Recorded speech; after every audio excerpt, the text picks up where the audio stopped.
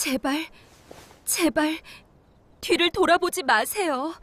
총각의 등 뒤에서 여인의 찢어질 듯한 비명이 울렸습니다. 낭구님이 저를 보시는 순간 저는 영영 사라지고 말아요. 총각의 발걸음이 얼어붙었습니다. 지난 밤 자신에게 따뜻한 밥 한 상을 차려준 그 고운 여인이 어찌하여 이토록 절박하게 외치는 걸까요? 야담놀이가 계속될 수 있도록 구독과 좋아요로 응원해주세요. 자, 그럼 오늘도 감동적인 옛날 이야기 지금 바로 시작합니다. 옛날 옛적 경상도 문경 땅에 민재라는 청년이 살고 있었습니다. 민재의 집은 문경 관하에서도 한참 떨어진 산골 마을이었습니다. 초가집 3칸이 전부였고 그마저도 지붕이 낡아 비가 오면 물이 뚝뚝 떨어지는 집이었어요. 마당에는 고작탈 2마리가 돌아다녔고 부엌에는 식은 밥 한 그릇조차 제대로 놓이는 날이 드물었습니다. 민재는 올해로 20살이었습니다. 키가 훤칠하고 눈빛이 맑은 청년이었어요. 글도 제법 익혔고 손재주도 있었지만 집이 가난해서 과거 시험 볼 엄두는 내지 못했습니다. 그날 아침도 민재는 해가 뜨기 전에 일어났어요. 부엌으로 내려가 찬 물에 손을 씻고 밥솥을 열어보았습니다. 어제 저녁에 남겨둔 보리밥이 한 그릇 있었어요. 민재는 그 밥을 덜어 약탕관 옆에 놓았습니다. 어머니, 일어나셨어요? 방 안에서 가냘픈 기침 소리가 들렸어요. 민재가 방문을 열고 들어갔습니다. 어머니가 누워 계셨어요. 이불 밖으로 나온 손이 앙상했고 얼굴은 백지장처럼 하였습니다. 민재야, 내가 또 일찍 일어났구나. 괜찮습니다. 어머니, 잘 주무셨어요? 그래. 내 덕에 잘 잤다. 민재가 어머니 이마를 짚었어요. 열이 아직도 내리지 않았습니다. 벌써 달포째 이 모습이었어요. 민재는 어머니 방을 나와 마당에 섰습니다. 하늘은 푸르렀지만 민재의 가슴은 새까맣게 타들어가고 있었어요. 오늘은 반드시 약을 구해야 한다. 이것이 민재의 하루 시작이었습니다. 어머니의 약. 그 하나만을 위해 민재는 매일 눈을 떴어요. 그날 민재는 약재상을 찾아 문경 장터로 나섰습니다. 장터까지는 산길로 1시간 거리였어요. 민재가 마을 입구를 벗어나자 큰 참나무 아래 앉아있는 노스님이 보였습니다. 허리가 꼿꼿하고 눈빛이 맑은 노승이었어요. 민재는 평소에도 이 스님을 가끔 뵌 적이 있었습니다. 마을에 탁발을 오시던 분이었어요. 스님, 안녕하셨어요. 민재가 고개를 숙였습니다. 민재 청년이구나. 어디를 그리 바삐 가느냐. 장터에 약재를 구하러 갑니다. 어머니께서 여전히 편찮으시냐. 민재가 한숨을 내쉬었어요. 예. 달포가 넘도록 차도가 없으십니다. 의원 말로는 귀한 약재를 구해야 한다고 하는데 저는 그 약재를 살 돈이 없습니다. 귀한 약재라니 무엇이냐. 1000년 묵은 산삼이라 했습니다. 최소한 100년은 묵어야 어머니 병에 효험이 있다고요. 노승이 눈을 가늘게 떴습니다. 100년 묵은 산삼이라. 그건 쉽게 구할 수 있는 것이 아니지. 압니다, 스님. 그래도 어떻게든 구해야 합니다. 민재가 입술을 꽉 깨물었어요. 노승이 그런 민재를 가만히 바라보다가 천천히 입을 열었습니다. 민재야. 예, 스님. 세상에는 말이다.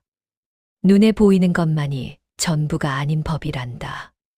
민재가 고개를 갸웃했어요.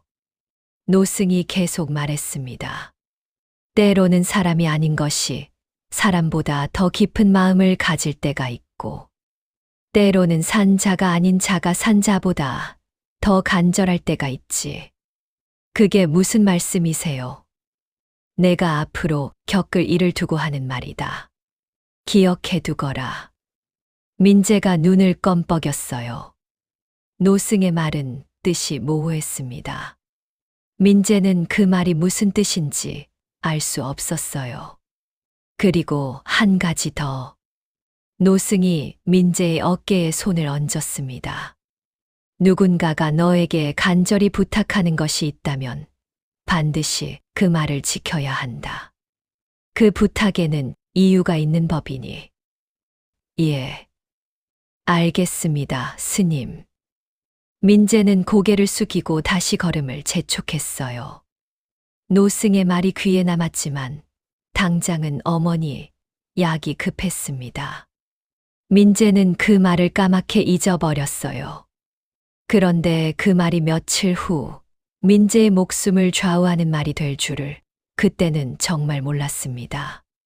장터에 도착한 민재는 약재상을 모조리 돌아다녔습니다. 100년 묵은 산삼이 있습니까? 약재상 주인이 코웃음을 쳤어요.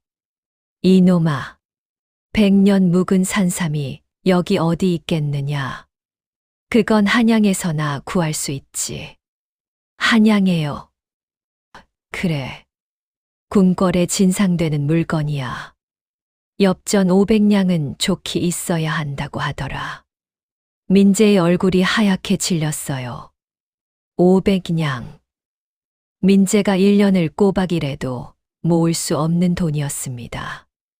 민재가 장터를 돌아다니다가 장터 한쪽에서 사람들이 웅성거리는 곳을 발견했어요. 가까이 가보니 한 늙은 약재상 노인이 장사를 하고 있었습니다. 눈썹이 허옇고 허리가 굽은 박노인이었어요. 사람들이 박노인의 약재를 신기해하며 구경하고 있었습니다. 박노인장께는 귀한 약재가 많다던데. 민재가 조심스럽게 다가갔어요. 어르신, 혹시 100년 묵은 산삼을 구할 수 있을까요? 박노인이 민재를 훑어봤습니다. 100년 산삼이라. 내가 그걸 어디 쓰려고. 어머니 병원에 꼭 필요합니다. 박노인이 한참을 망설이다가 말했어요. 내가 들은 이야기가 있다. 저 뒷산 너머 월악산 기슭에 10만이 하나가 산다. 그 사람이 100년 산삼을 가끔 캐내기도 한다고 들었다. 월악산이요. 그래. 하지만 그 산은 사람이 함부로 들어가는 산이 아니야. 어째서요? 박노인이 목소리를 낮췄습니다. 그 산에는 이상한 일이 많이 일어난다고 하더구나. 밤에 들어간 사람이 돌아오지 못한 일도 한두 번이 아니다. 무슨 말씀이신지. 귀신이 나온다는 소문도 있고 도깨비가 산다는 말도 있지.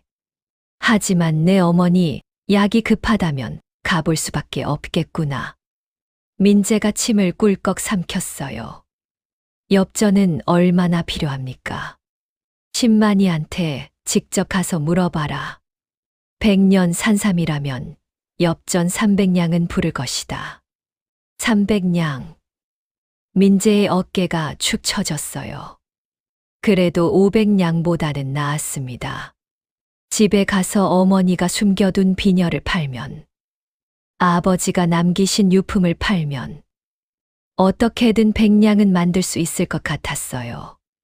그런데 나머지 200냥은 민재가 집으로 돌아오는 길에 같은 마을에 사는 사촌형 기석을 만났습니다.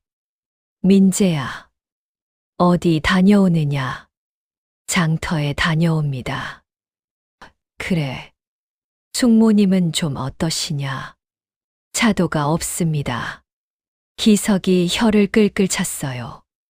기석은 민재보다 10살이 많은 사촌형이었습니다. 마을에서 제법 살림이 좋은 편이었어요. 아버지가 돌아가신 후 민재네 집안일을 조금 돌봐주는 사람이었습니다. 형님, 부탁이 있습니다. 말해봐.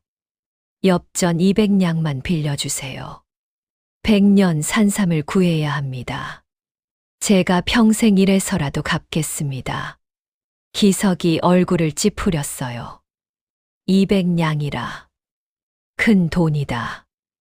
형님, 제발 부탁드립니다. 어머니를 살려야 합니다.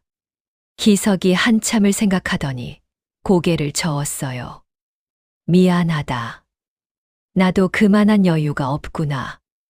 우리 집도 작년 흉년에 빚을 많이 졌다. 민재는 고개를 떨구었어요. 기대했던 만큼 실망도 컸습니다. 알겠습니다. 실례했습니다. 민재가 돌아서는데 기석이 민재를 불러 세웠어요. 민재야, 내 말 좀 들어봐라. 예. 차라리 숙모님을 편하게 보내드리는 게 낫지 않겠느냐. 민재의 눈이 크게 뜨였어요. 무슨 말씀이세요, 형님? 이제 숙모님은 연세도 있으시고 돈도 없이 산삼을 구하겠다는 건 헛된 꿈이다. 차라리 마음의 준비를 하는 게. 형님, 민재가 목소리를 높였어요. 어머니는 제 어머니이십니다. 제가 포기하지 않을 것입니다. 민재야, 현실을 봐라. 저는 가보겠습니다. 민재가 돌아서서 걸어갔어요. 기석은 민재의 뒷모습을 바라보며 한숨을 쉬었습니다. 그날 저녁 집에 돌아온 민재는 어머니의 장롱을 조심스럽게 열었어요. 어머니가 평생 간직하던 비녀와 가락지가 있었습니다. 아버지께서 어머니께 혼수로 주셨던 것이었어요. 민재가 그것을 들고 방으로 갔습니다. 어머니가 민재를 바라봤어요. 민재야, 그걸로 뭐 하려고? 어머니, 이것을 팔아서 약을 구하려 합니다. 안 된다, 민재야. 그건 내 아버지 유품이야. 어머니를 살리는 게 먼저입니다. 민재가 어머니의 손을 잡았어요. 어머니가 눈물을 흘렸습니다. 미안하다, 민재야. 내가 이렇게 고생하는구나. 고생이 아닙니다.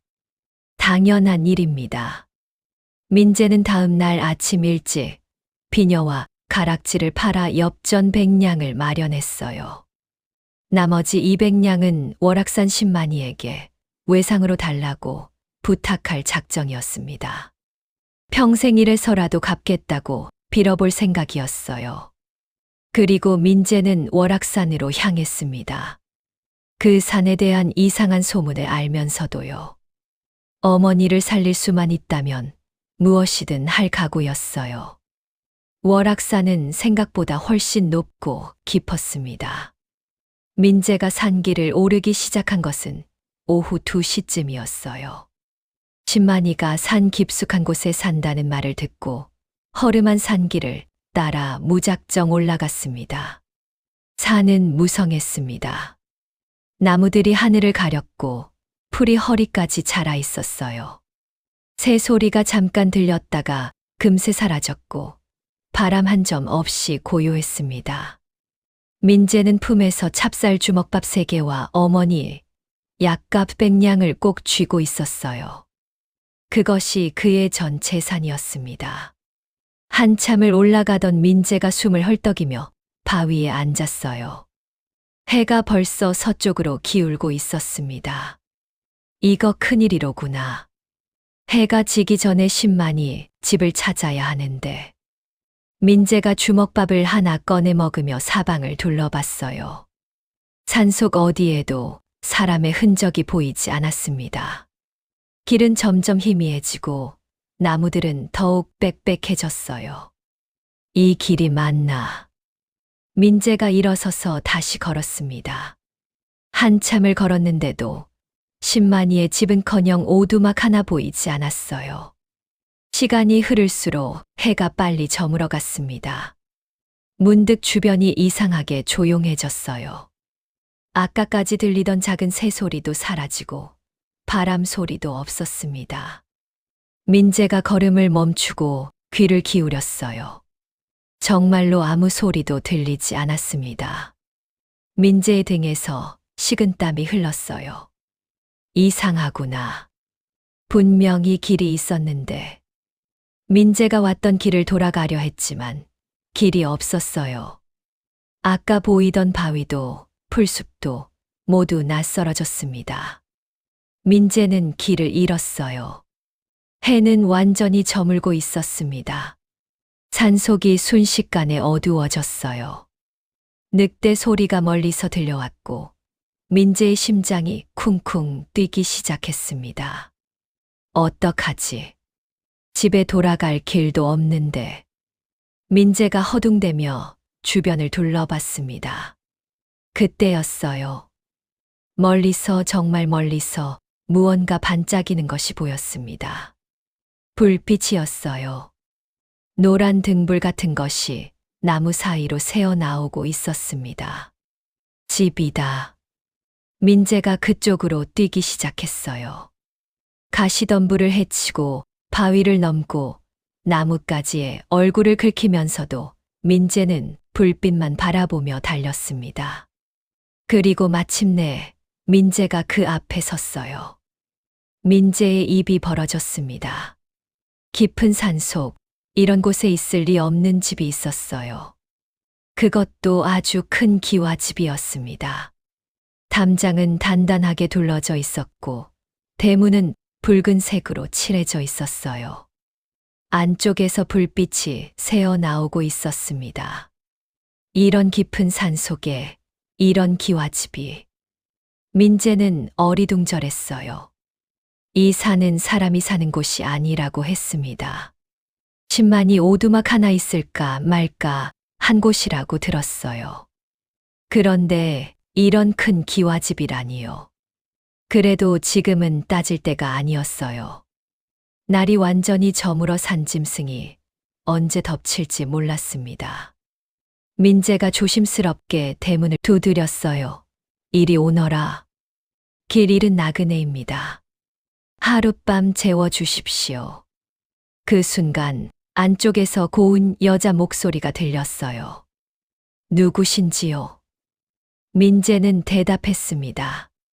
저는 문경 땅에 사는 민재라는 자이옵니다. 월악산 신만이를 찾으러 올라왔다가 길을 잃어 이렇게 됐습니다. 하룻밤만 묵어갈 수 있겠습니까? 안쪽에서 잠시 침묵이 흘렀어요.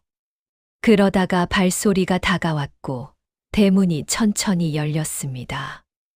민재의 눈앞에 서 있는 사람은 예상 밖의 존재였어요. 고운 여인이었습니다. 나이는 20 남짓으로 보였어요. 푸른 치마에 분홍 저고리를 입고 있었습니다. 머리에는 가느다란 비녀가 꽂혀 있었고 얼굴은 맑고 단정했어요. 눈썹은 먹으로 그린 듯 진했고 눈동자는 가을 호수처럼 깊었습니다. 민재는 순간 숨이 멎는 것 같았어요. 이렇게 아름다운 여인을 본 적이 없었거든요. 여인이 조용히 말했습니다. 어서 들어오세요. 밤이 깊었습니다. 아, 예. 감사합니다. 민재가 안으로 들어갔어요. 여인은 대문을 잠그고 민재를 안내했습니다. 마당이 넓었어요. 우물이 하나 있었고 감나무가 한 그루 자라고 있었습니다. 감나무에는 탐스러운 감이 주렁주렁 달려 있었어요. 본체로 이어지는 돌길을 걸으며 민재는 이 집의 이상함을 다시 느꼈어요. 이런 깊은 산속에 이런 기와집이라니. 그것도 여인 혼자 살고 있는 것처럼 보였습니다. 하인이나 다른 가족의 흔적이 전혀 없었어요. 저 여쭤봐도 되겠습니까? 말씀하세요. 이 집에 혼자 계신 것입니까? 여인이 잠시 뜸을 들이다가 말했어요. 예. 혼자 살고 있습니다. 이런 산속에 어찌 사연이 있어서요. 여인의 목소리에 슬픔이 서렸어요. 민재는 더 묻지 않기로 했습니다. 여인은 민재를 사랑채로 안내했어요. 방은 깨끗하게 정돈되어 있었습니다. 이불이 가지런히 깔려 있었고 작은 밥상이 놓여 있었어요. 잠시 앉아 계세요. 밥상을 차려드리겠습니다. 아, 아닙니다. 저는 주먹밥이 있어서. 산 넘어오신 분이 주먹밥으로 어찌 배를 채우겠어요. 제가 상을 봐드릴게요.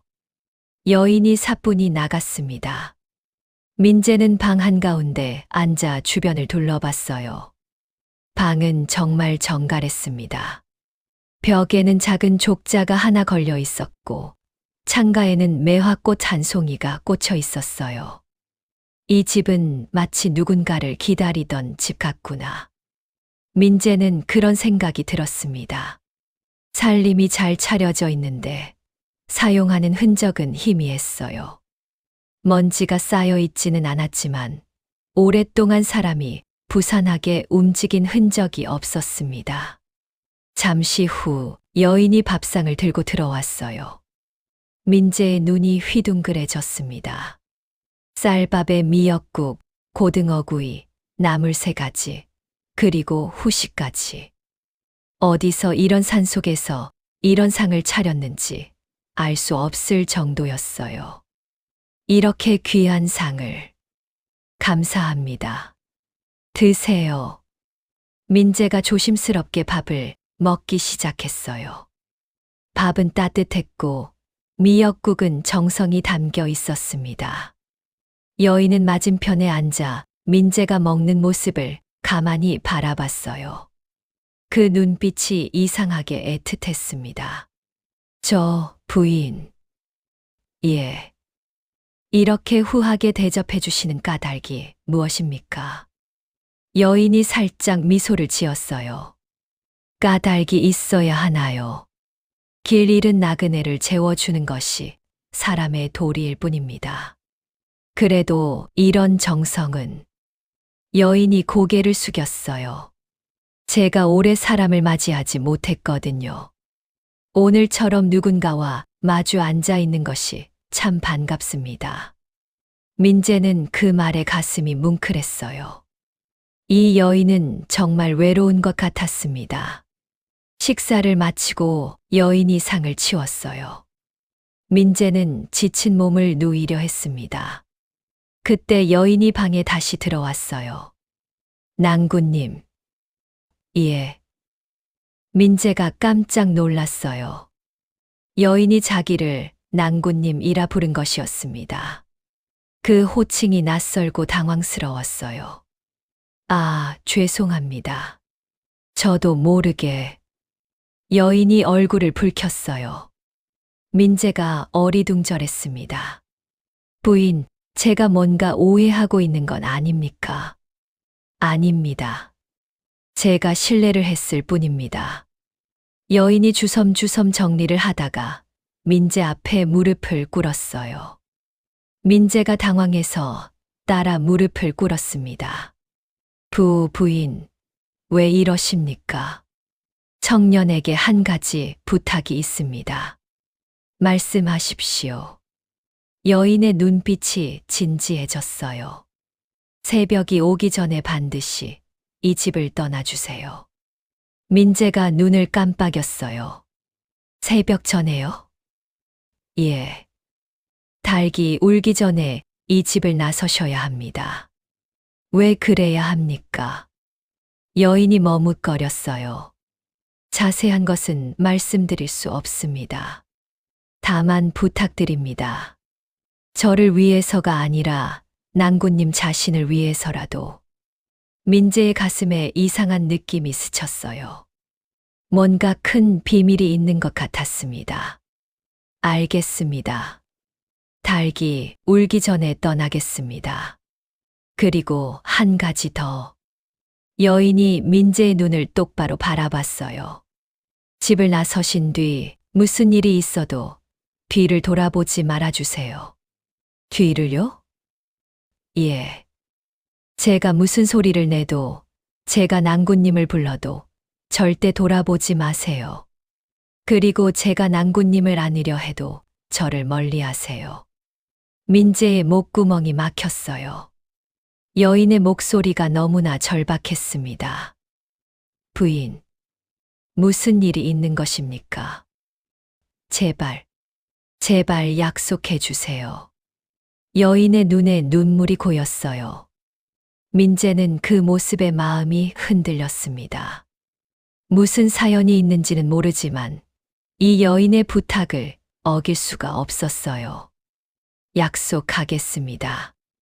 닭이 울기 전에 떠나고 뒤돌아보지 않겠습니다.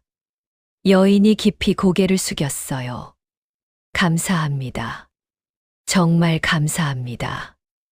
여인이 일어나 방을 나갔어요. 민재는 이불 위에 누웠습니다. 오늘 하루의 피로가 한꺼번에 몰려왔어요. 몸은 지쳤지만 머리는 복잡했습니다. 무슨 일이 있는 걸까? 왜 뒤를 돌아보지 말라고 하는 거지? 민재가 천장을 바라봤어요. 바깥에서 바람 소리가 들렸습니다. 나뭇가지가 흔들리는 소리였어요. 산이 조용하던 것과는 다르게 바깥은 웅성웅성하는 것 같았습니다. 그런데 그 소리가 사람의 목소리 같기도 했어요. 민재가 숨을 죽였습니다. 확실히 들렸어요. 여러 사람이 나지막하게 속삭이는 것 같은 소리였습니다. 그것이 바람 소리인지 사람 소리인지 민재는 분간할 수 없었어요. 잠시 후 그 소리도 잦아들었습니다. 민재는 눈을 감았어요.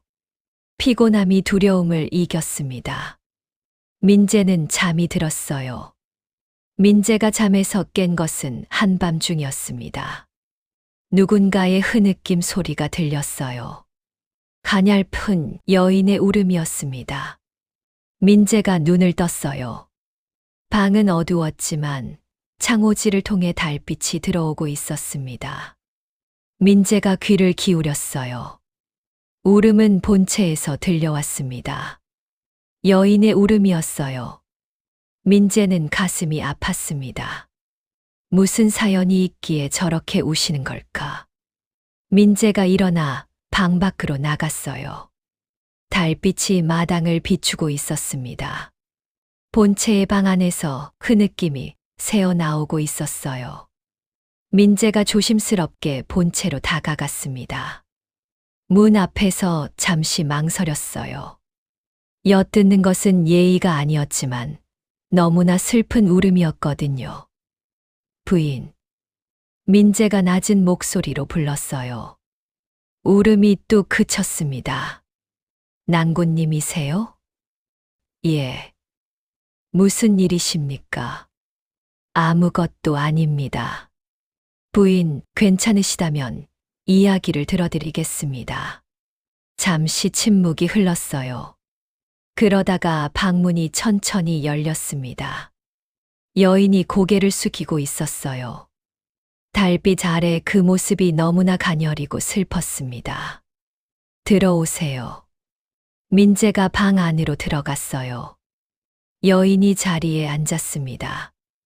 민재도 앉았어요. 두 사람 사이에 침묵이 흘렀습니다. 부인, 무슨 사연이 있으신지 말씀해 주시겠습니까? 여인이 한참을 망설이다가 입을 열었어요. 저에게는 사랑하던 낭군이 있었습니다. 그러셨군요. 아주 오래전 이야기입니다. 낭군님과 저는 혼례를 올렸고 이 집에서 살기 시작했어요.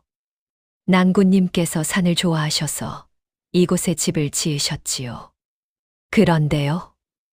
여인의 목소리가 떨렸어요. 혼례를 올린 지 3개월이 되던 날이었어요. 낭군님께서 한양으로 과거를 보러 가셨습니다. 제게 반드시 돌아오겠다고 약속하시고요. 그래서요? 낭군님은 돌아오지 않으셨어요. 여인의 눈에서 눈물이 흘렀습니다. 산을 내려가시다가 산적을 만나 목숨을 잃으셨다는 소식이 왔어요. 저는 믿을 수 없었지요. 그래서 이 집에서 낭군님을 기다렸습니다. 얼마나 기다리셨습니까? 아주 오래, 아주 오래요. 여인이 눈물을 닦았어요. 민재의 가슴도 먹먹했습니다. 부인, 그러시면 이제 다른 분을 만나시는 것이 그럴 수 없습니다. 저는 낭군님만을 기다릴 거예요. 여인이 단호하게 말했어요. 민재는 더 할 말이 없었습니다. 그때 여인이 고개를 들어 민재를 바라봤어요. 그 눈빛이 이상했습니다. 애절하기도 하고 안타깝기도 하고 무언가 결심한 듯한 눈빛이었어요. 낭군님.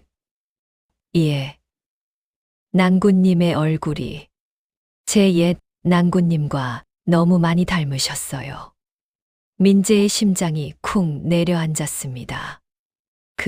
그래요? 처음 대문을 열었을 때부터 느꼈어요. 마치 그분이 돌아오신 것 같았지요. 여인이 조용히 울었어요. 민재는 뭐라 말해야 할지 몰랐습니다. 부인, 저는 알아요. 낭군님은 다른 분이시죠. 그래도 제가 여인이 말을 잊지 못했어요. 민재는 순간 이상한 감정에 사로잡혔습니다. 이 여인이 너무 가엾고 사랑스러웠어요. 오래전 누군가를 이렇게 지극히 기다렸다는 그 마음이 너무나 눈물겨웠습니다. 민재가 천천히 일어났어요. 부인, 저는 제 방으로 돌아가겠습니다. 예. 그리고 약속대로 새벽이 오기 전에 떠나겠습니다. 여인이 고개를 끄덕였어요. 감사합니다. 민재가 방을 나섰어요. 사랑채로 돌아와 이불 위에 누웠습니다. 하지만 잠이 오지 않았어요. 여인의 슬픈 얼굴이 머릿속에서 떠나지 않았습니다. 그리고 이상하게 그 여인에게 깊이 마음이 끌리는 자신을 발견했어요. 어머니 약을 구하러 온 나한테 어찌 이런 마음이. 민재가 고개를 흔들었어요. 하지만 그 마음은 쉽게 사라지지 않았습니다. 민재는 결심했어요. 약속대로 새벽이 오기 전에 이 집을 떠나자고. 그것이 이 여인을 위해서도 자신을 위해서도 옳은 일이라고요. 민재는 자리에 누워 새벽을 기다렸습니다. 밖에서 다시 희미한 소리가 들리기 시작했어요. 여러 사람의 속삭임 같은 것이었습니다. 민재는 그것이 무엇인지 알 수 없었지만 이제는 두렵지 않았어요. 이 집에는 분명히 무언가가 있었습니다. 하지만 민재는 그것을 알고 싶지도 않았어요. 민재는 새벽이 오기 전에 일어났습니다. 아직 닭이 울기 전이었어요. 민재는 조용히 이불을 개고 행장을 차렸습니다. 여인이 깨지 않게 조심조심 방을 나왔어요. 그런데 민재는 마당을 가로질러 가다가 문득 감나무 아래에 멈춰 섰습니다. 어제 저녁에는 어두워서 잘 보이지 않던 것이 있었어요. 감나무 밑동에 작은 비석 같은 것이 세워져 있었습니다. 민재가 가까이 가보니 낡은 돌 위에 글자가 새겨져 있었어요. 사랑하는 낭군 김서방의 넋을 위로하며. 민재의 손이 떨렸습니다. 김서방. 여인의 낭군이라는 그 사람이었어요. 비석 아래에는 작은 꽃이 놓여 있었습니다. 하얀 들국화였어요. 이슬을 머금고 있는 것을 보니 매일 갈아놓는 것 같았습니다. 부인이 매일 꽃을 바꾸시는구나. 민재가 가슴이 먹먹해졌어요. 여인의 그 깊은 기다림이 이 비석에 모두 담겨 있었습니다. 그때 민재가 뭔가를 더 발견했어요. 비석 옆에 작은 글귀가 있었습니다. 세월에 닳아 흐릿했지만 자세히 보니 날짜가 새겨져 있었어요. 경인년 7월. 민재가 눈을 크게 떴습니다. 경인년. 그것은 지금으로부터 60년 전이었어요. 60년 전? 민재는 혼란스러웠습니다. 그 여인이 아무리 난군을 기다린다 해도 60년 전에 죽은 사람이라니요. 그렇다면 여인도 지금 80은 넘었어야 하는데 민재가 본 여인은 20 남짓의 꽃다운 나이였어요. 무슨 이런. 민재가 주변을 다시 둘러봤습니다. 어제는 보이지 않던 것들이 새벽빛 속에서 서서히 드러났어요. 우물 옆에는 거미줄이 잔뜩 쳐져 있었습니다. 어젯밤에는 깨끗해 보이던 곳이었어요. 마당 구석에는 낙엽이 잔뜩 쌓여 있었고 그것이 오래된 것처럼 보였습니다. 기와집 자체도 이상했어요. 가까이서 보니 여기저기 기와장이 빠져 있었고 담장도 허물어진 부분이 있었습니다.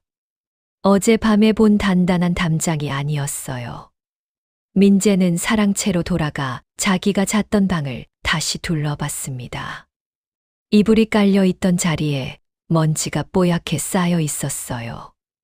벽에 걸린 족자는 빛발에서 글자가 잘 보이지 않았고 창가에 있던 매화꽃은 사실 시들어 말라있는 꽃이었습니다. 민재의 얼굴이 창백해졌어요. 이게 어떻게...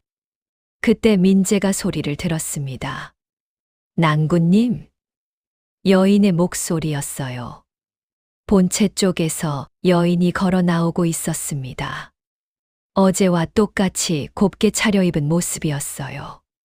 하지만 이제 민재의 눈에는 그 여인이 다르게 보였습니다. 여인이 민재를 보고 깜짝 놀랐어요. 아, 벌써 일어나셨군요. 예, 떠나려 합니다. 여인의 얼굴에 슬픔이 스쳤어요. 하지만 이내 미소를 지었습니다. 아직 닭이 울지 않았어요. 밥 한 끼 드시고 가세요. 아닙니다. 바로 가겠습니다. 그러시군요. 여인이 고개를 숙였어요. 민재는 그 여인의 얼굴을 바라봤습니다. 여전히 아름다웠어요. 하지만 이제는 그 아름다움이 이 세상 것이 아니라는 것을 민재는 알 수 있었습니다. 민재의 가슴이 복잡했어요. 두려움도 있었지만 슬픔이 더 컸습니다. 60년 동안 이 여인은 여기서 혼자 난군을 기다려온 것이었어요. 부인. 예. 어젯밤에 저에게 하신 약속. 꼭 지키겠습니다. 여인이 고개를 들었어요. 눈에 눈물이 고여 있었습니다. 감사합니다. 그런데 부인. 예. 한 가지만 여쭤봐도 되겠습니까? 무엇이든 여쭤보세요. 민재가 망설이다가 물었어요. 부인은 어떤 분이신가요? 여인이 한참을 바라보다가 조용히 말했습니다.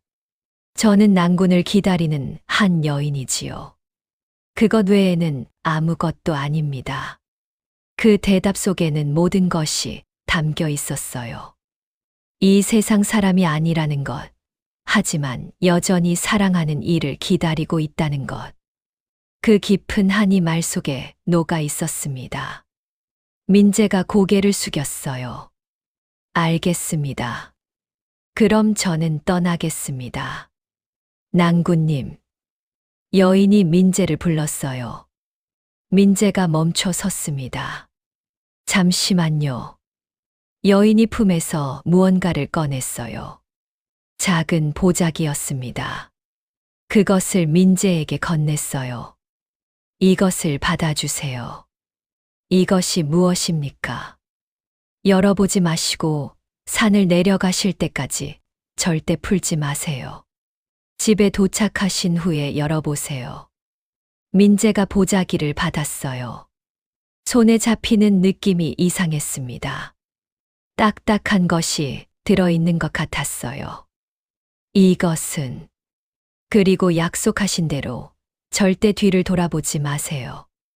여인의 목소리가 떨렸어요.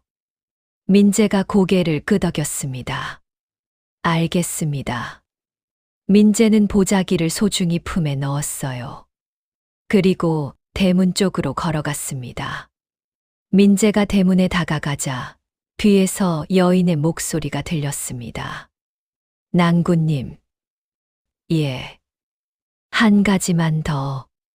민재가 잠시 멈췄어요. 뒤돌아보고 싶은 충동이 일었지만 꾹 참았습니다. 말씀하세요. 저를 잊어주세요. 저를 기억하지 마세요. 민재의 가슴이 시렸어요. 저를 기억하시면 슬픔만 남을 뿐입니다. 부디 집에 돌아가셔서 어머님을 잘 봉양하시고 좋은 분 만나 행복하게 사세요. 알겠습니다. 민재가 대문을 열었어요. 밖은 아직 어두웠습니다. 새벽이 막 오려는 참이었어요. 낭군님. 여인이 다시 불렀어요. 민재가 걸음을 멈췄습니다. 예. 고마웠어요. 오랜만에 따뜻한 저녁을 함께한 것이. 민재는 그 말에 가슴이 무너졌어요. 눈물이 핑 돌았습니다. 민재가 입술을 깨물었어요. 부인. 저도 가세요. 닭이 곧 울어요. 민재가 대문을 나섰어요. 뒤에서 대문이 스르륵 닫히는 소리가 들렸습니다. 그리고 여인의 낮은 흐느낌이 들렸어요. 민재는 걸었습니다. 한 걸음, 한 걸음. 뒤에서 흐느낌이 점점 작아졌어요. 어느새 그 소리도 들리지 않았습니다.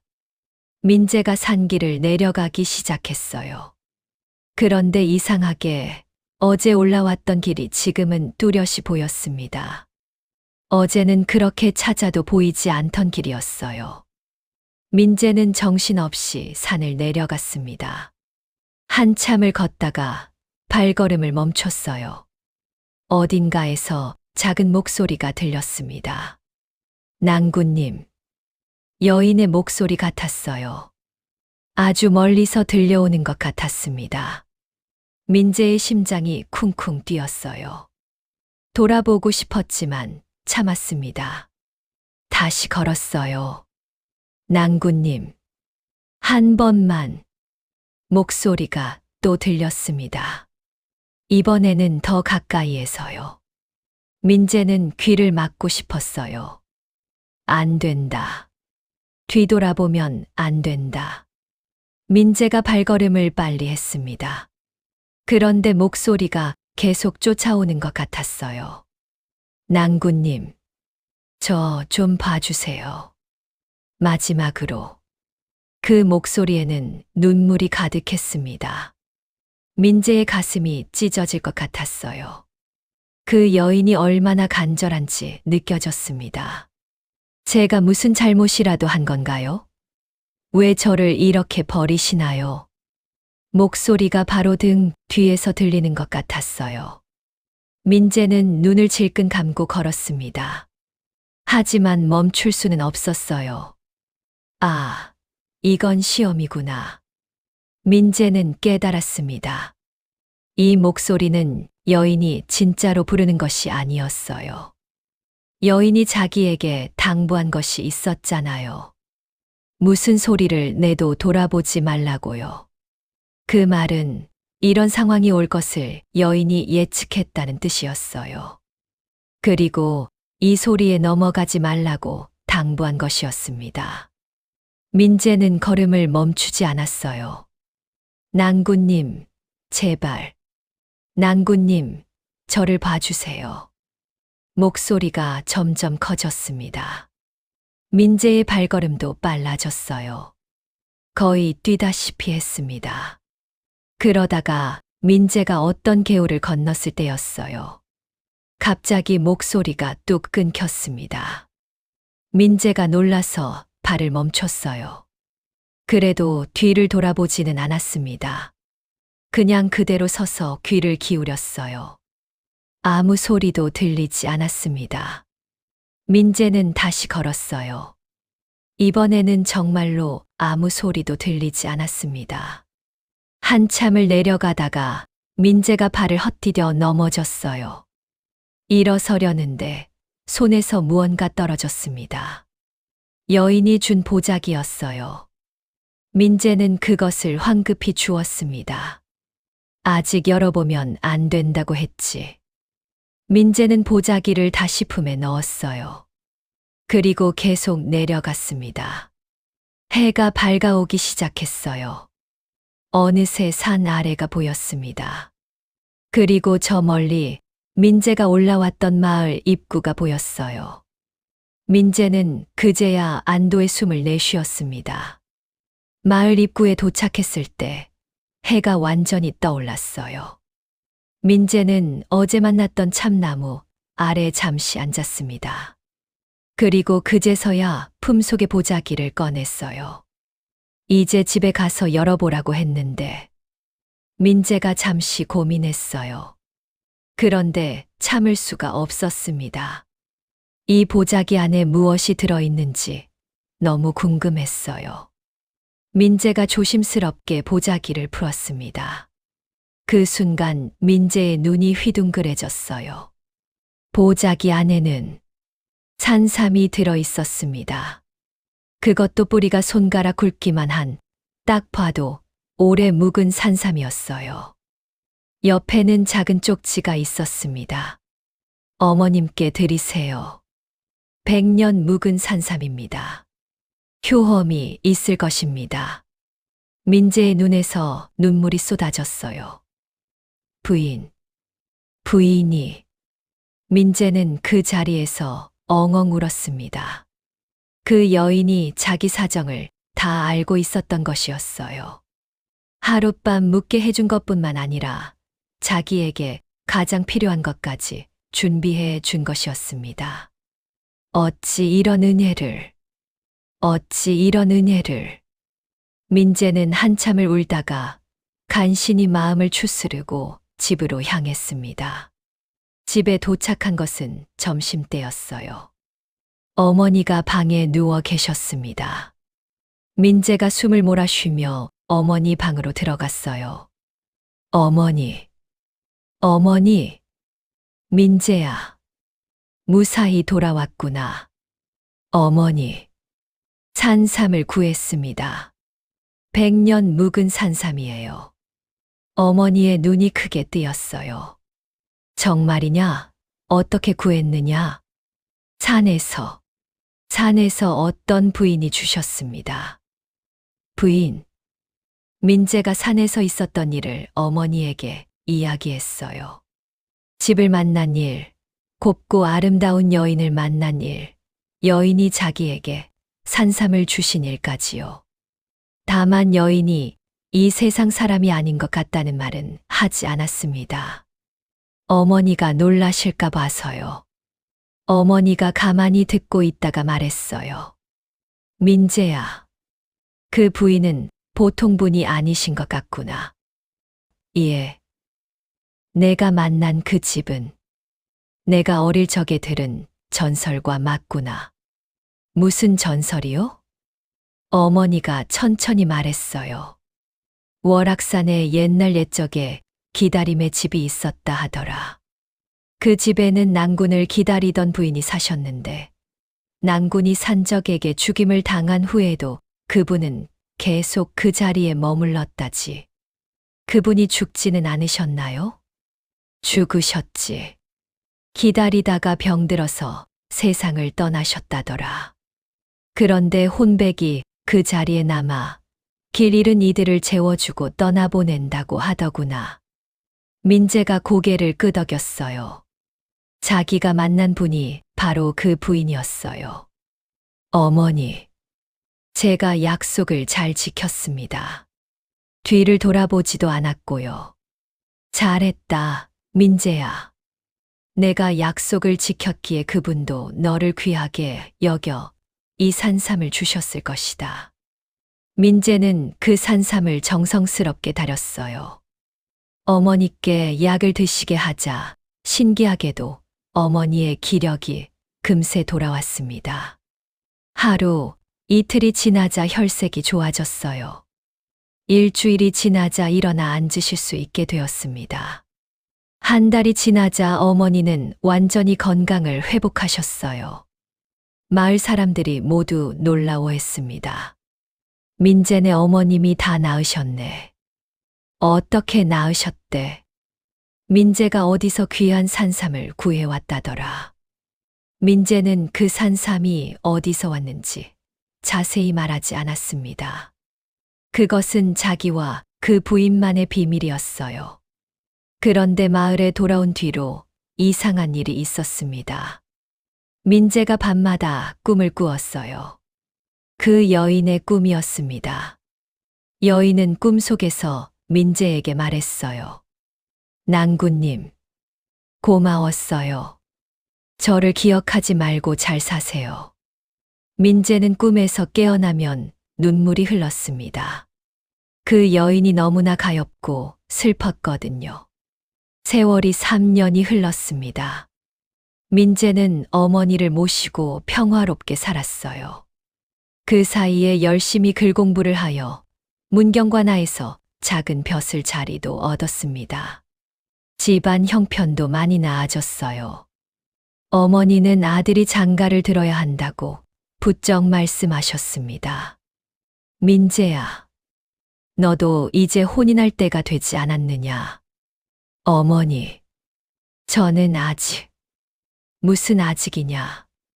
올해 23 아니냐? 이웃 동네 김훈장댁 따님이 참 참하다더라. 한번 가서 보지 않겠느냐? 어머니, 민재가 뭐라 말할 수 없었어요. 그 부인의 꿈을 계속 꾸고 있다는 것을 어머니께 말씀드릴 수는 없었습니다. 민재의 가슴 속에는 여전히 그 여인이 있었어요. 말이 안 된다는 것을 알면서도 마음이 움직이지 않았습니다. 어머니가 자꾸 혼인 얘기를 꺼내실 때마다 민재는 대답을 피했어요. 그러던 어느 날, 민재는 오랜만에 마을 입구 참나무 아래를 지나가게 되었습니다. 그곳에는 놀랍게도 3년 전에 뵈었던 노승이 앉아 계셨어요. 스님, 민재가 반가워서 달려갔어요. 노승이 민재를 보고 미소를 지었습니다. 민재 청년이구나. 잘 지냈느냐? 예, 스님. 어머니께서 건강을 회복하셨습니다. 그랬다고 들었다. 민재가 노승 앞에 앉았어요. 노승이 민재를 가만히 바라봤습니다. 그런데 내 얼굴에 근심이 있구나. 예. 혼인 얘기가 나오는데 내 마음이 다른 곳에 있지? 민재가 깜짝 놀랐어요. 노승이 어떻게 그것을 아시는 걸까요? 어떻게 아셨습니까? 내 얼굴에 다 쓰여 있구나. 노승이 웃었어요. 민재가 고개를 숙였습니다. 스님, 제가 3년 전에 민재가 월악산에서 있었던 일을 모두 이야기했어요. 그 여인의 이야기, 산삼의 이야기, 그리고 매일 꾸는 꿈 이야기까지요. 노승이 가만히 듣다가 깊은 한숨을 내쉬었습니다. 민재야, 그분은 내 짝이 아니다. 그분은 이미 이 세상 사람이 아니시다. 내가 그분을 마음속에 품고 있으면 산자의 세계에서 살 수가 없단다. 하지만 그분이 너를 귀하게 여기신 것은 맞다. 그래서 산삼도 주셨지. 하지만 그분의 바람이 무엇인지 알고 있느냐? 민재가 고개를 저었어요. 그분은 내가 좋은 사람 만나서 잘 살기를 바라셨지. 자기를 잊고 말이다. 예. 그렇게 말씀하셨습니다. 그러면 너는 그분의 바람을 거스르는 것이 되느냐, 따르는 것이 되느냐? 민재가 한참을 생각하다가 대답했어요. 거스르는 것입니다. 그렇지.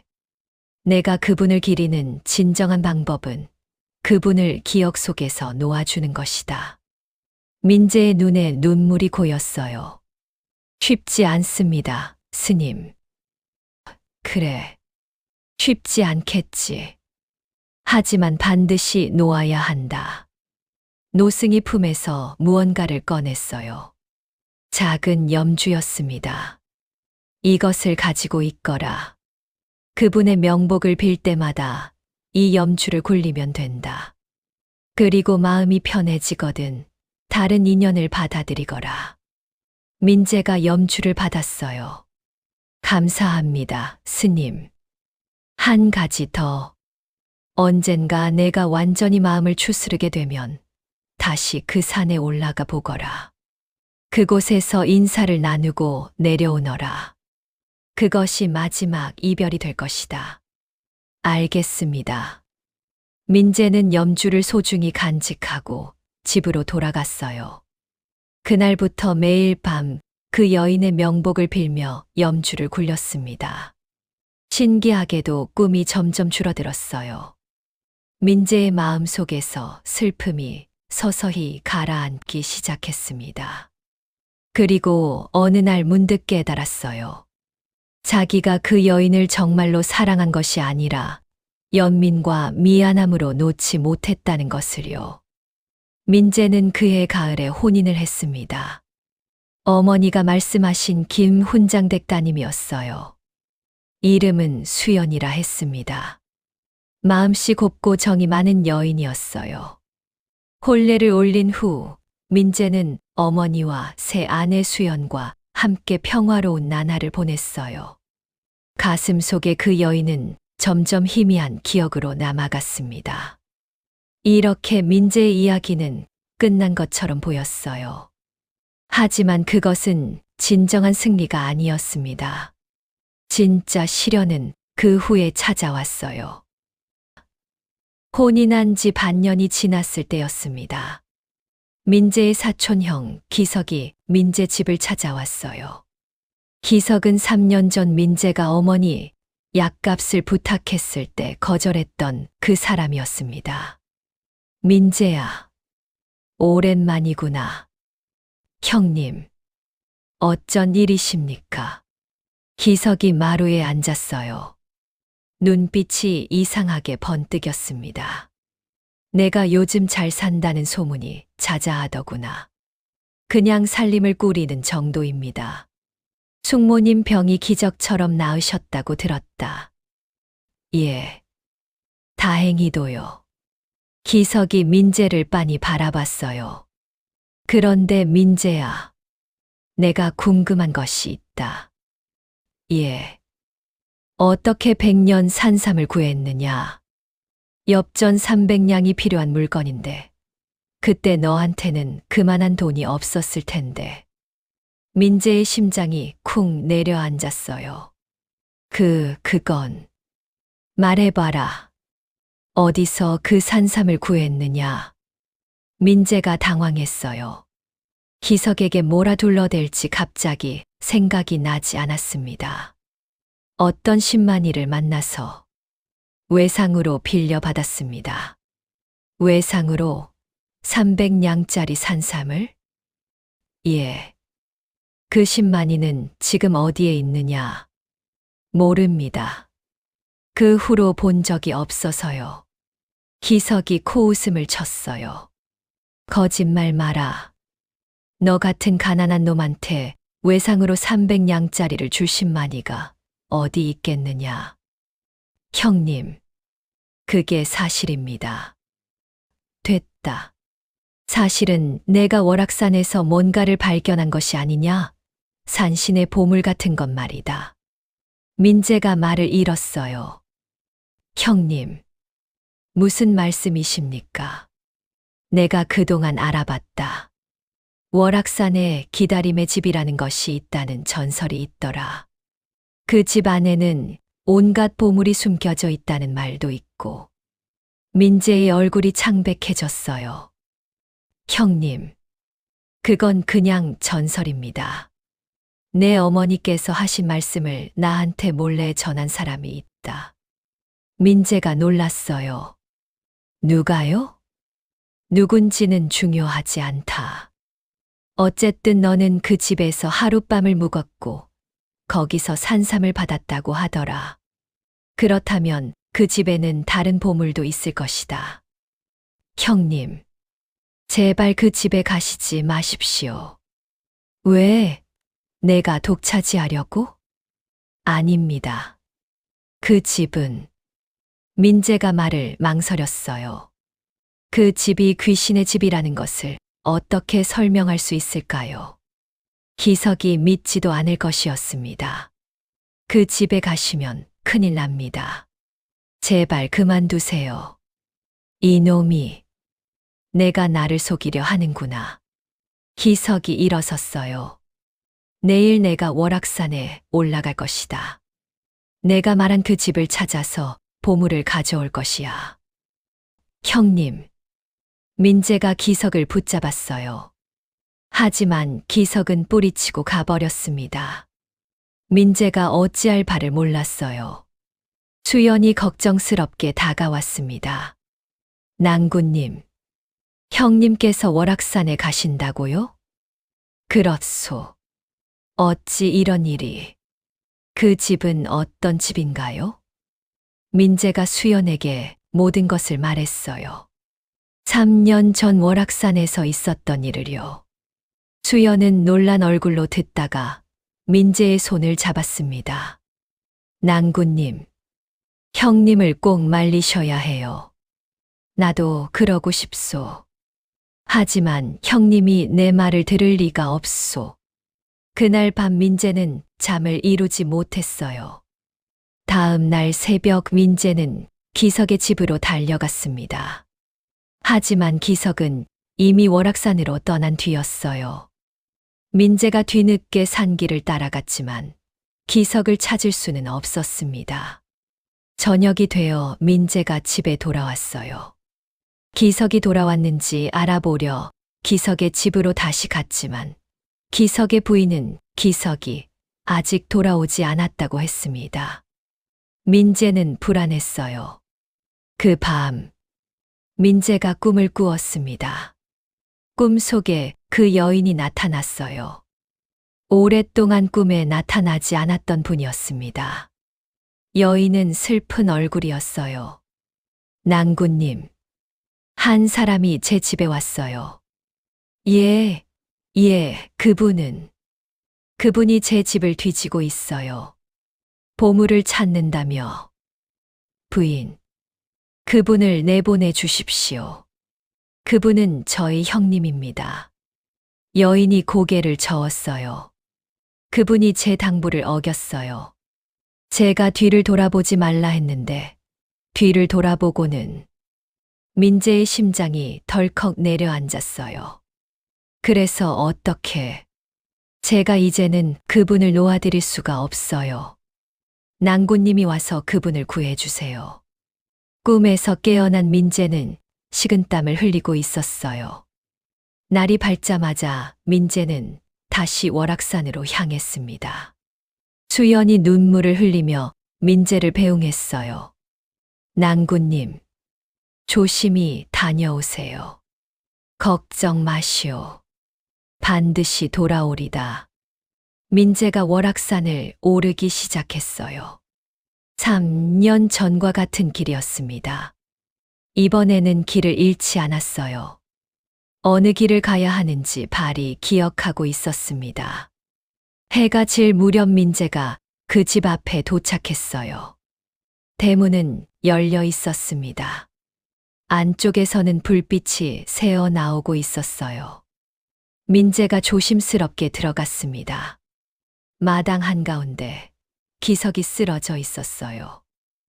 형님, 민재가 달려갔습니다. 기석은 숨은 쉬고 있었지만 얼굴이 창백했어요. 눈을 뜨고 있었지만 시선이 흐릿했습니다.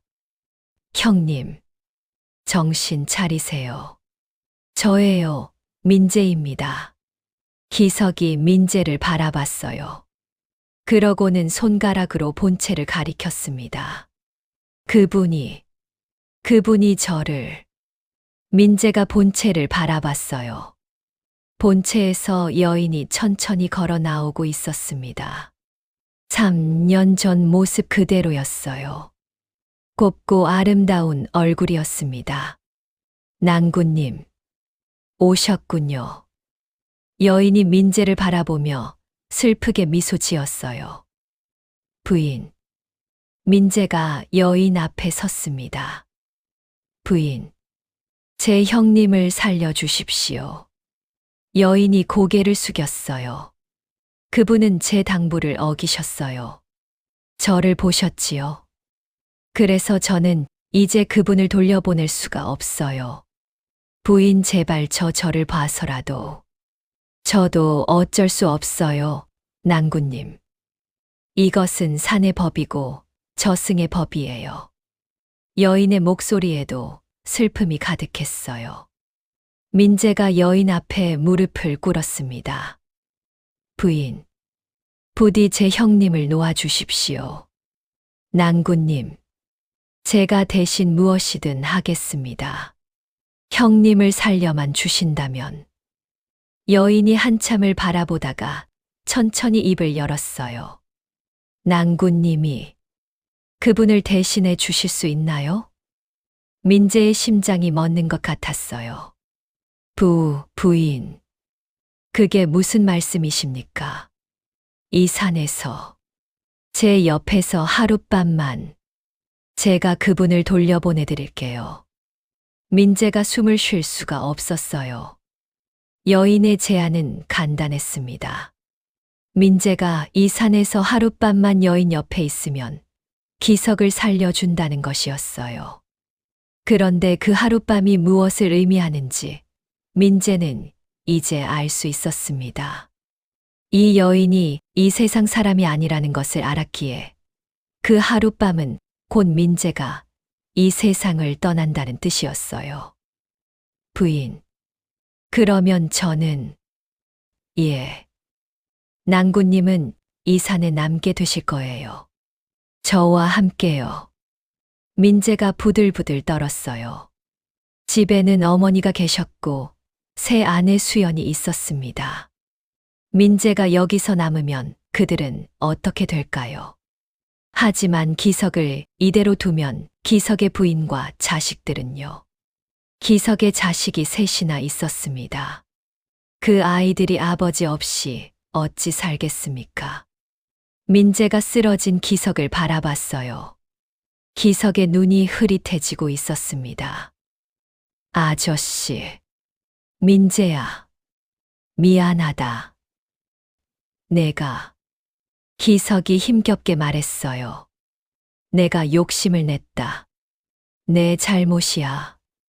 너를 탓하지 마라. 기석이 눈을 감았습니다. 민재의 눈에서 눈물이 흘렀어요. 부인, 예, 낭군님. 제가 남겠습니다. 정말이세요? 제 형님을 살려주십시오. 여인이 한참을 바라보다가 천천히 고개를 끄덕였어요.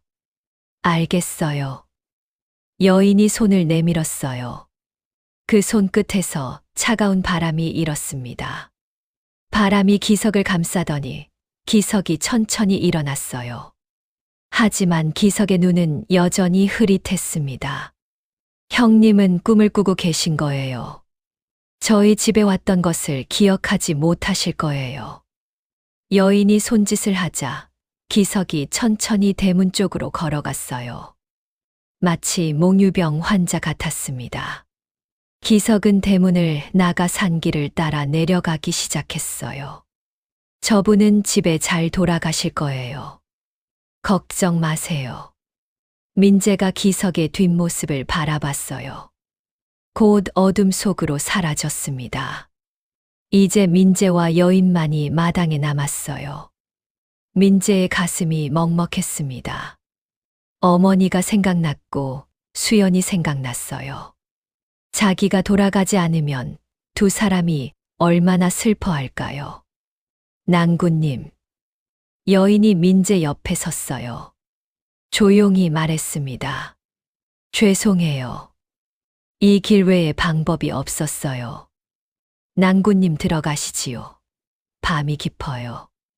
민재가 여인을 따라 본체로 들어갔어요. 3년 전과 똑같은 방이었습니다. 여인은 밥상을 차리지 않았어요. 대신 이불을 폈습니다. 편히 쉬세요, 낭군님. 민재가 이불 위에 앉았어요. 여인이 민재 맞은편에 앉았습니다. 부인, 마지막으로 한 가지 부탁이 있습니다. 말씀하세요. 제 어머니와 아내에게 제가 왜 돌아오지 못했는지 조금이라도 전해 주실 수 있을까요? 여인이 민재를 바라봤어요. 여인의 눈에도 눈물이 고였습니다. 낭군님이 혼인을 하셨군요. 민재가 고개를 숙였어요. 예. 죄송합니다. 죄송할 일이 아니에요. 제가 낭군님이 잘 사시기를 바랐잖아요. 여인이 미소를 지었어요. 하지만 그 미소 뒤에는 슬픔이 깊었습니다. 아내분은 어떤 분이세요? 마음씨 고운 분입니다. 저를 잘 섬겨주십니다. 다행이네요. 그런 분이 계시는군요. 여인이 고개를 숙였어요. 방 안에 침묵이 흘렀습니다. 민재의 가슴도 찢어질 것 같았어요. 저는 참 나쁜 여자군요. 여인이 말했어요. 낭군님이 아내분과 어머님이 계신데 제가 낭군님을 이곳에 붙잡아 두다니. 부인, 형님을 살리기 위해서였잖습니까? 그래도 저는 여인이 고개를 저었어요. 민재의 마음이 절망으로 가라앉았습니다. 이제 이 방에서 자기는 이 세상에서 사라질 것이었어요. 어머니를 다시 볼 수 없고 수연을 다시 볼 수 없었습니다. 아, 이렇게 끝나는 것이구나. 민재가 눈을 감았어요. 그 순간이었습니다. 민재가 눈을 감은 채 오래전 스님의 말씀을 떠올렸어요. 세상에는 눈에 보이는 것만이 전부가 아닌 법이란다. 때로는 사람이 아닌 것이 사람보다 더 깊은 마음을 가질 때가 있지. 그리고 또 하나의 기억이 떠올랐습니다. 내가 완전히 마음을 추스르게 되면 다시 그 산에 올라가 보거라. 그곳에서 인사를 나누고 내려오너라. 그것이 마지막 이별이 될 것이다. 민재의 눈이 번쩍 뜨였어요. 스님께서 말씀하신 것은 이별이었습니다. 이 여인과의 마지막 이별이요. 민재가 여기서 남아 산 자와 죽은 자의 경계를 넘는 것이 아니라 제대로 인사를 나누고 내려오는 것이 진정한 이별이라는 뜻이었어요. 민재가 깊게 숨을 들이쉬었습니다. 부인. 예, 낭군님. 한 가지 여쭤봐도 되겠습니까? 무엇이든요. 민재가 여인의 눈을 바라봤어요. 부인은 정말 저를 이곳에 붙잡아 두시고 싶으신가요? 여인이 말을 잃었어요. 한참을 침묵하다가 고개를 숙였습니다. 아니요. 솔직히 말하자면, 예. 붙잡아 두고 싶지 않아요. 여인의 목소리가 떨렸어요. 3년 전에 낭군님을 처음 만났을 때, 저는 제 옛 낭군님을 만난 것 같아서 잠시 정신을 잃었었어요. 그래서 낭군님을 보내드리지 못할까봐 제가 제 자신을 경계했죠. 그래서 뒤를 돌아보지 말라고. 예. 제가 낭군님을 붙잡으려 할까봐요. 산을 내려가시는 길에 제가 목소리로 낭군님을 시험했던 것도 그래도 낭군님이 약속을 지켜주시는지 확인하려는 것이었어요. 민재가 여인의 손을 잡았어요. 손은 차가웠습니다. 부인, 지금도 저를 보내주실 수 있으신가요? 여인이 눈물을 흘렸어요. 낭군님의 형님을 구하는 조건이 다른 조건을 생각해 주실 수는 없을까요? 산의 법이 엄격해요. 제가 제 마음대로 할 수 없어요. 여인이 고개를 저었어요. 민재가 한참을 생각했습니다. 부인, 예, 저에게 제안이 있습니다. 말씀하세요. 민재가 천천히 입을 열었어요. 제가 이곳에 머물지는 않겠습니다. 하지만 제가 평생 부인을 위해 할 수 있는 일을 하겠습니다. 무슨 일이요? 부인의 낭군님 되시는 분, 김서방님이시죠. 그분의 원혼을 달래 드리는 일을 하겠습니다. 여인의 눈이 커졌어요. 그분의 원혼을요? 예. 그분이 산적에게 돌아가신 것은 큰 원한이 되어 아직도 떠돌고 계시지 않을까요? 그분이 편히 가시지 못하신다면 부인도 이곳을 떠나실 수 없지 않습니까? 여인이 고개를 끄덕였어요. 맞아요. 제 낭군님의 원혼이 아직 편히 가지 못하셨어요. 그래서 저도 이곳에 머물러 있어요. 제가 그분의 원혼을 위해 제를 올리겠습니다. 그분이 돌아가신 자리를 찾아 비석을 세우고 평생 그분의 명복을 빌겠습니다. 그러면 그분도 편히 가시고 부인도 이곳을 떠나실 수 있지 않겠습니까? 여인이 눈물을 흘렸어요. 낭군님, 그 일을 제가 평생 하겠습니다. 그것이 저를 살려주시는 대가입니다. 그런데 낭군님이 어떻게 제 낭군님이 돌아가신 자리를 아세요? 제가 찾겠습니다.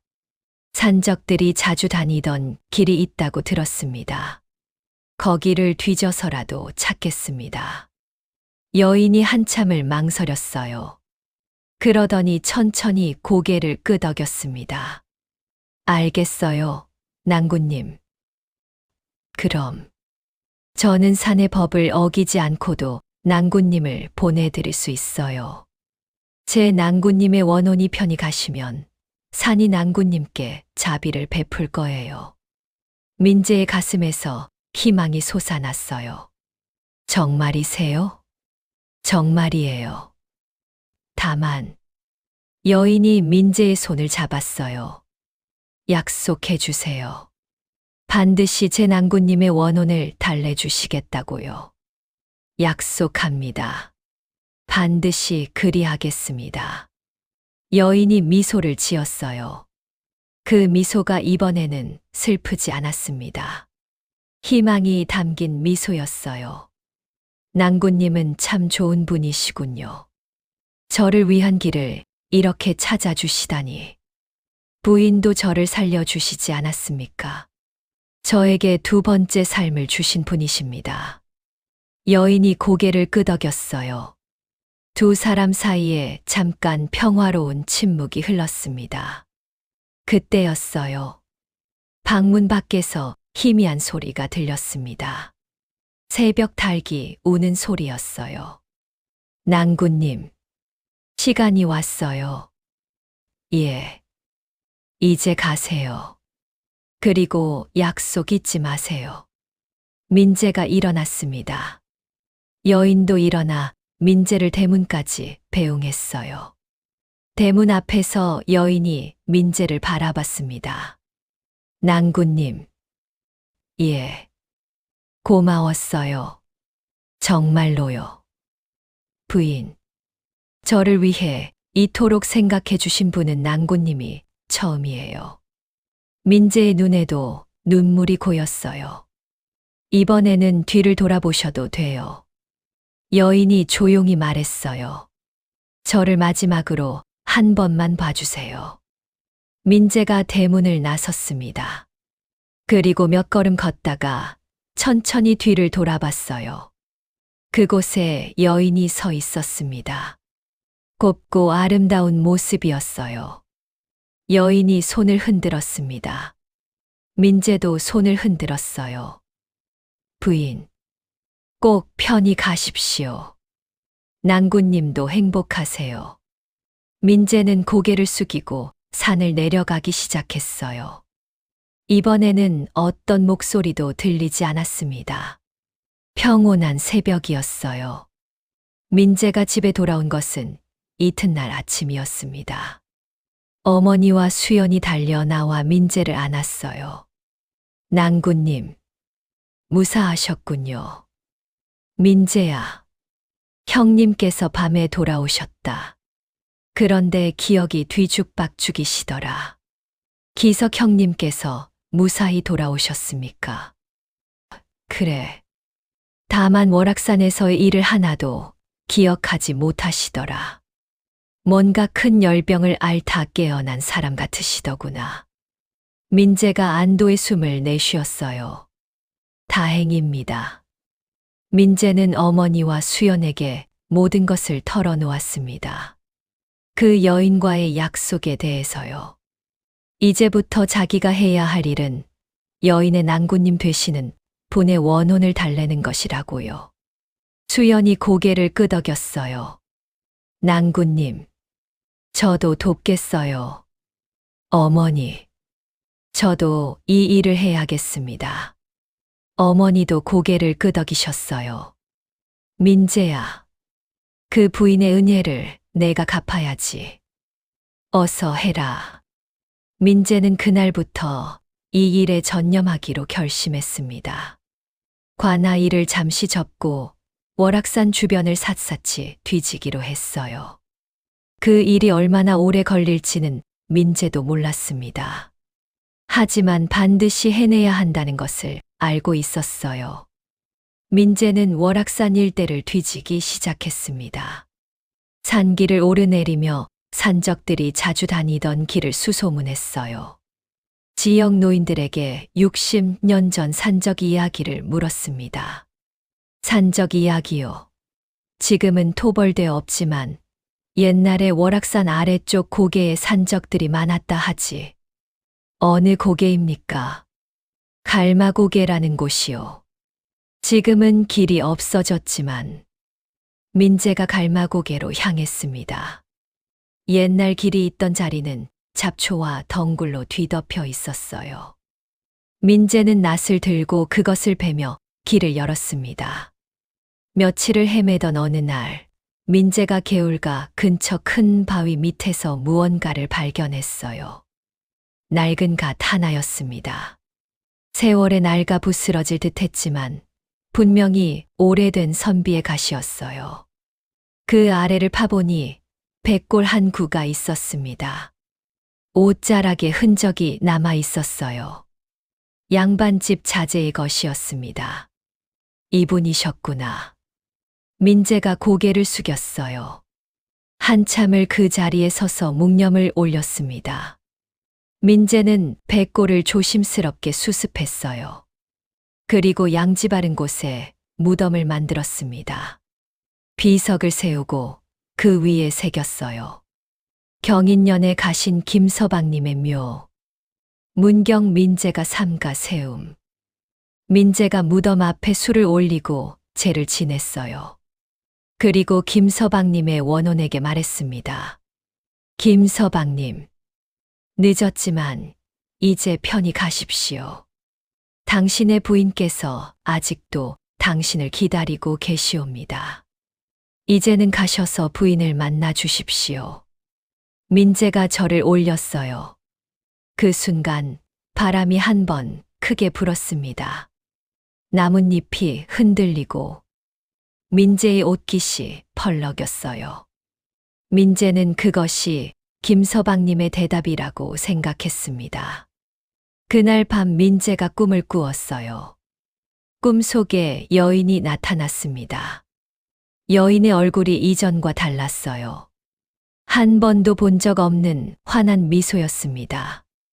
낭군님, 고마워요. 부인, 안녕하세요. 제 낭군님을 만났어요. 이제 저도 그분과 함께 좋은 곳으로 가요. 여인이 손을 흔들었어요. 낭군님도 어머님과 아내분과 행복하게 사세요. 예. 부인도 편히 가세요. 여인이 점점 희미해지더니 사라졌습니다. 민재의 꿈이 밝아졌어요. 아침에 민재가 깨어났을 때 창밖으로 해가 밝게 빛나고 있었습니다. 민재의 가슴에도 밝은 빛이 들어왔어요. 오랫동안 그를 붙잡고 있던 무언가가 풀려난 것 같았습니다. 민재가 한 달 뒤에 월악산 그 집을 다시 찾아갔어요. 그런데 이상했습니다. 집이 사라져 있었어요. 그 자리에 풀만 무성했고 집의 흔적도 남아있지 않았습니다. 다만 그 자리에 오래된 감나무 한 그루가 서 있었어요. 민재가 감나무 아래에 술 한 잔을 올렸습니다. 부인, 편히 가셨군요. 감사합니다. 민재가 저를 올렸어요. 바람이 부드럽게 불었습니다. 감나무 잎이 바스락거렸어요. 민재는 그것이 여인의 마지막 인사라고 생각했습니다. 민재가 집으로 돌아왔을 때 수연이 기쁜 소식을 전했어요. 낭군님, 저에게 아기가 생겼어요. 정말이요? 예. 의원이 그리 말씀하셨어요. 민재의 눈에서 눈물이 흘렀습니다. 어머니도 함께 기뻐하셨어요. 민재야, 이제 너도 아버지가 되는구나. 민재가 고개를 숙였어요. 월악산의 부인이 떠나시면서 민재에게 복을 내려주신 것 같았습니다. 그 후 민재는 관아 일을 다시 시작했어요. 성실하고 정직한 관리로 소문이 자자해서 몇 년 뒤에는 더 큰 자리로 올라갔습니다. 수연은 아들을 낳았고 그 뒤에 딸도 낳았어요. 어머니는 손자 손녀를 보시고 행복하게 지내셨습니다. 그런데 민재가 한 가지 일을 잊지 않았어요. 매년 경인날이 되는 달이면 갈마고개에 올라 김서방님의 무덤에 제사를 지냈습니다. 그리고 사라진 기와집 자리 감나무에도 술을 올렸어요. 그 일을 민재는 평생 했습니다. 그 이야기가 마을에 알려지자 사람들은 민재를 존경했어요. 민재 어른이 은혜를 갚는 분이시지. 그런 분이 관리가 되어서 참 다행이다. 기석도 나중에 민재에게 찾아와 사과했습니다. 민재야, 내가 그때 왜 그런 짓을 했는지 모르겠구나. 정말 미안하다. 형님, 괜찮습니다. 이미 지난 일이고요. 기석이 눈물을 흘렸어요. 내가 나를 살려준 은혜를 어찌 갚으랴. 형님, 그 은혜는 저 혼자 받은 것이 아니라 그분께서 베푸신 것입니다. 우리 모두 그분을 기억하며 사는 것이 은혜를 갚는 길이지요. 그 말에 기석이 깊이 고개를 숙였어요. 그 후로 기석도 매년 무덤에 인사를 올리러 갔습니다. 세월이 흘렀습니다. 어느덧 30년이 지났어요. 민재는 이제 쉰이 되었습니다. 문경관아의 수령이 되어 고을을 돌보고 있었어요. 머리에는 흰머리가 섞이기 시작했고 눈가에는 잔주름이 생겼습니다. 하지만 민재의 얼굴에는 평온한 미소가 있었어요. 매일 아침 관아에 나가 백성들의 일을 살피고 저녁에는 집에 돌아와 가족과 함께 식사를 했습니다. 어머니는 10년 전에 세상을 떠나셨어요. 민재가 극진히 모셨기에 어머니는 편안하게 가셨습니다. 수연과는 여전히 다정하게 지내고 있었어요. 아들은 한양에서 과거에 급제하여 관리가 되었고 딸은 좋은 집안으로 시집을 갔습니다. 그해 경인날이 되는 달에도 민재는 갈마고개에 올랐습니다. 김서방님의 무덤 앞에 술과 떡을 차렸어요. 김서방님, 올해도 찾아뵙습니다. 부인과 함께 평안히 계시지요? 민재가 저를 올렸어요. 바람이 부드럽게 불었습니다. 민재는 그 바람을 김서방님과 부인의 답례로 여겼어요. 돌아오는 길에 민재는 사라진 집터 감나무에도 들렀습니다. 감나무는 여전히 그 자리에 있었어요. 수많은 감이 주렁주렁 달려 있었습니다. 민재가 감나무 아래 앉았어요. 작은 보자기를 꺼냈습니다. 그 보자기 안에는 오래전 여인이 주셨던 백년 산삼의 뿌리 한 조각이 있었어요. 민재가 평생 간직해온 것이었습니다. 부인, 이 조각은 제 평생의 보물입니다. 언젠가 제가 세상을 떠나면 제 자손들에게 이 이야기를 전해달라 할 것입니다. 민재가 감나무를 올려다 봤어요. 나무십 사이로 햇빛이 반짝였습니다. 그 빛이 민재의 얼굴을 따뜻하게 비추었어요. 민재가 조용히 미소를 지었습니다. 이제는 무섭지 않아요, 부인. 언젠가 제가 부인을 만날 날이 온다면 그때는 부디 웃으며 맞이해 주세요. 바람이 한 번 크게 불었어요. 감나무 잎이 바스락거렸습니다. 민재는 그것을 부인의 대답으로 여겼어요. 그날 저녁 민재가 집에 돌아오자 수연이 밥상을 차려 기다리고 있었습니다. 서방님 다녀오셨어요. 예, 다녀왔소. 민재가 수연을 바라보며 미소 지었어요. 수연도 환하게 웃었습니다. 두 사람은 마주 앉아 저녁을 먹었어요. 창밖으로 노을이 지고 있었습니다. 평온하고 아름다운 저녁이었어요. 여러분, 긴 이야기 잘 들어주셨습니까? 민재의 이야기 어떠셨나요? 이 이야기는 그저 무서운 귀신 이야기가 아니었습니다. 산중 깊은 곳에 외로이 남아있던 한 여인의 이야기였고, 그 여인의 선의를 받은 한 청년이 어떻게 그 은혜를 갚아갔는지에 대한 이야기였어요.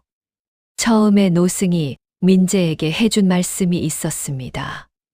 때로는 사람이 아닌 것이 사람보다 더 깊은 마음을 가질 때가 있다고요. 월악산의 그 부인은 바로 그런 분이었어요. 이미 세상을 떠난 홀령이었지만 어머니의 약을 구하러 헤매던 한 청년을 불쌍히 여겨 백년 산삼을 선물로 주신 것이었습니다. 그리고 그 부인의 부탁은 단 하나였어요. 뒤를 돌아보지 말라.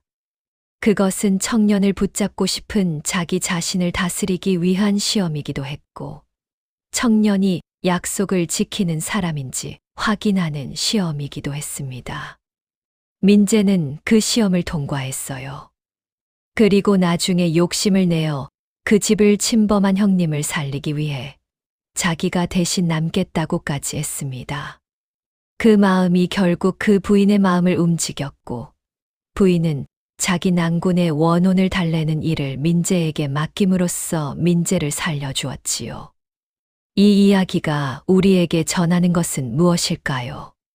하나는 은혜는 반드시 갚아야 한다는 것입니다. 민재는 한 번 받은 은혜를 평생 기억하며 갚았어요. 그것이 쉽지 않았지만 그는 포기하지 않았습니다. 또 하나는 약속은 지켜야 한다는 것입니다. 민재가 처음 여인과 했던 약속을 지켰기에 그는 살아서 집에 돌아올 수 있었어요. 두 번째 만남에서도 약속의 힘은 여전히 중요했습니다. 마지막으로 욕심을 내지 말아야 한다는 것입니다. 민재의 형 기석은 보물을 탐내어 그 집을 침범했다가 큰 봉변을 당했어요. 욕심은 언제나 화를 부릅니다. 때로는 세상에 보이지 않는 것이 보이는 것보다 더 큰 힘을 가지고 있습니다. 그리고 때로는 산자와 죽은 자 사이에도 따뜻한 마음이 오갈 수 있습니다. 오늘 이 이야기를 들으신 여러분도 평생 기억하고 갚아야 할 은혜가 있다면 그것을 잊지 마시고 하나씩 갚아가는 삶을 사시기를 바랍니다. 다음 영상을 빠르게 만나보시려면 좋아요와 구독을 눌러주세요. 본 영상에 공감하고 위로받으셨다면 제 행복입니다. 혹 간직하고 있는 사연이나 의견 주시면 성심성의껏 답변 드리겠습니다. 본 사연은 AI 기술을 활용한 순수 창작물입니다. 그럼 모두 행복한 하루 보내세요. 감사합니다.